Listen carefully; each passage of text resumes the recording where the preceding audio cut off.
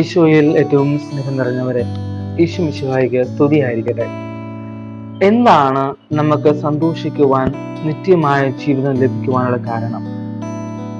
അത് ക്രിസ്തു മാർഗമാണ്. ക്രിസ്തുവാകുന്ന ഏക വഴിയെ അറിയേണ്ടതുപോലെ അറിഞ്ഞ്, അനുഭവിക്കേണ്ടതുപോലെ അനുഭവിച്ച് ക്രിസ്തീയ ജീവിതം നയിക്കുമ്പോൾ ഒന്നിനെയും ഭയപ്പെടേണ്ടതില്ല എന്ന് മാത്രമല്ല, ആനന്ദത്തിന്റെ പൂർണ്ണതയിൽ ജീവിക്കുവാൻ നമുക്ക് സാധിക്കും. എന്ത് പ്രശ്നങ്ങളുടെ നടുവിലും ആത്മീയ ആനന്ദത്തോടെ, കരുത്തോടെ എങ്ങനെ ജീവിക്കുവാൻ സാധിക്കുമെന്നാണ് യേശു ക്രിസ്തു ഇന്നത്തെ സുവിശേഷത്തിലൂടെ, യോഹന്നാൻ എഴുതിയ സുവിശേഷം 16-ാം അധ്യായം 23 മുതൽ 28 വരെയുള്ള വാക്യത്തിൽ നമ്മെ പഠിപ്പിക്കുക. ഈശോ പറയുന്നുണ്ട്, എന്റെ നാമത്തിൽ ചോദിക്കുന്ന, നിങ്ങൾ എന്റെ നാമത്തിൽ ചോദിക്കുന്നതെന്തും കർത്താവ് നിങ്ങൾക്ക് തരും. ഇതൊരു മനോഹരമായ വാഗ്ദാനമാണ്. ഇത് നമ്മുടെ ആനന്ദത്തിന്റെ പൂർണ്ണത കൂടിയാണ്.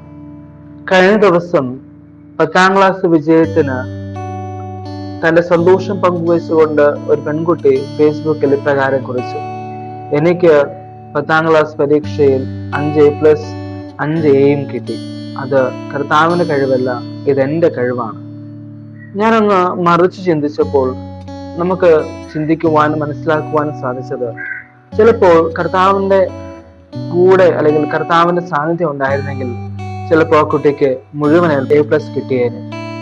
കാരണം കർത്താവ് നമ്മുടെ ജീവിതത്തിൽ അറിവായി, ജ്ഞാനമായി വർഷിക്കുമായിരുന്നു.